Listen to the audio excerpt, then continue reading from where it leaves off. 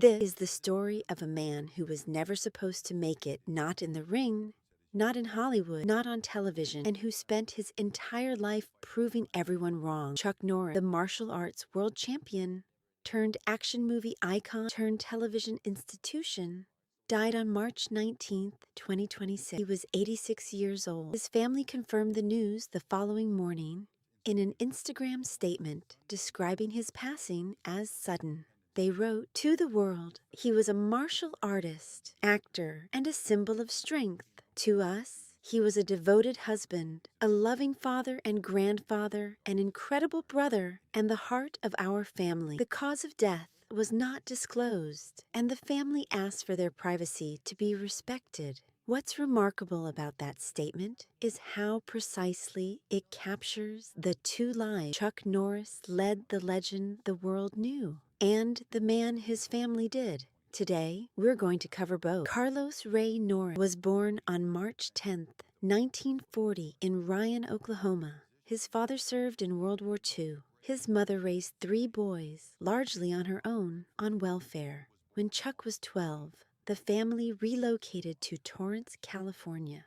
By his own words, he started at the very bottom. He would later say, "I'm a very patriotic guy. I give a lot of speeches to kids and tell them how lucky they are to be raised in this country. You can start at the bottom, just as I did, in a poor single-parent family on welfare, and with work and sacrifice, be successful." His father was an alcoholic, and Norris himself, reportedly, never drank anything stronger than coffee his entire life. In 1958, he graduated high school and enlisted in the United States Air Force as an air policeman. That assignment would change his life entirely. Stationed at Osan Air Base in South Korea, he picked up a nickname Chuck and began training in a Korean martial art called Tang Soo Do. It clicked in a way nothing ever had before. When Norris was discharged in 1962, he was already a first-degree black belt in Tang Soo Do. He took a day job as a file clerk for defense contractor Northrop Corporation. At night, he taught karate. Then he started competing. His competitive record was 65 wins and 5 losses. Along the way,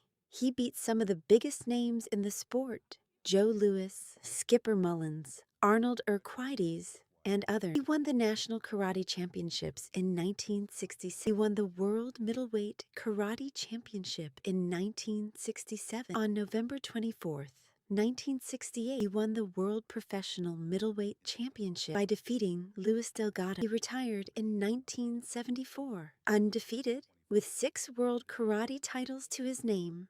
And he didn't just compete in other people's systems, he built his own. Norris created 2 martial arts forms, American Tang Soo Do and Chun Kuk Do, which translates to the Universal Way. He is the only non-Korean in the history of Taekwondo ever to be recognized as Grand Master. Along the way, he opened dozens of karate schools. His celebrity clients included Steve McQueen, Bob Barker, Priscilla Presley, Donny Osmond, and Marie Osmond. It was Steve McQueen, one of the biggest movie stars in the world at the time, who saw something else in him. McQueen told him, "Acting is a presence you either have or don't have. I think you have it." In 1974, McQueen urged Norris to start taking formal acting classes at MGM. Norris listened. His acting debut had actually come earlier, an uncredited role in the 1969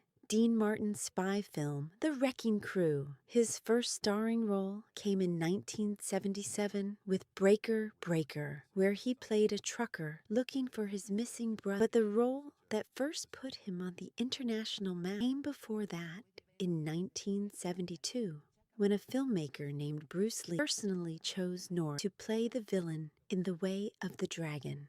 The two had met at a martial arts tournament and formed a friendship. The climactic fight scene was shot inside the Roman Colosseum. Norris was the reigning world karate champion. Lee's character still beats him. Norris, to his credit, always seemed fine with that. Through the late 1970s and into the 1980s, Norris built a remarkable run of action films. Good Guys Wear Black in 1978, The Octagon in 1980, An Eye for an Eye in 1981, Lone Wolf McQuade in 1983. He found a particular home at Cannon Films, starting in 1984, becoming their most prominent star, appearing in 8 films over 4 years, including Missing in Action, Code of Silence, The Delta Force, and Firewalker. The Missing in Action film carried deep personal weight for Norris. His younger brother Ryland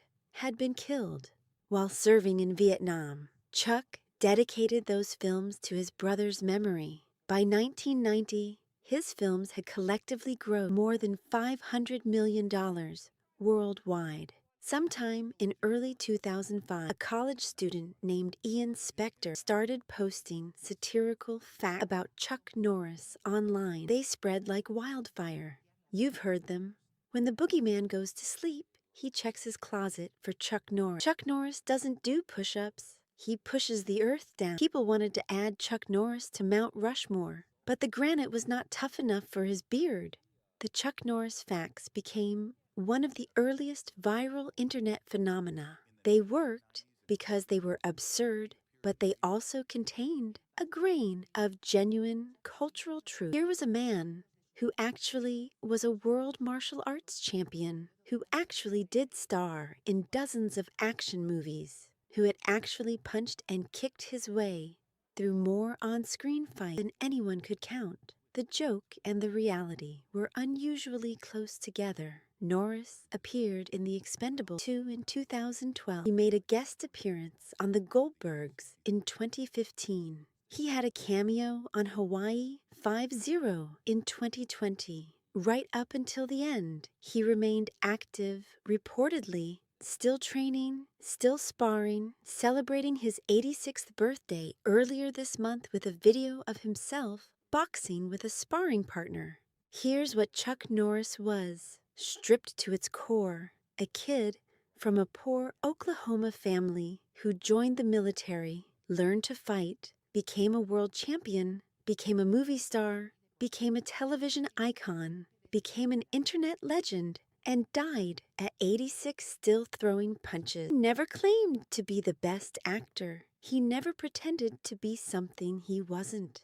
What he had, and what very few people in the history of Hollywood have had, was an absolute authenticity. When Chuck Norris walked on screen, you believed him, because the man you saw was, in most of the ways that mattered, the real thing. His family's statement said it best. He lived his life with faith, purpose, and an unwavering commitment to the people he loved. Chuck Norris was 86 years old.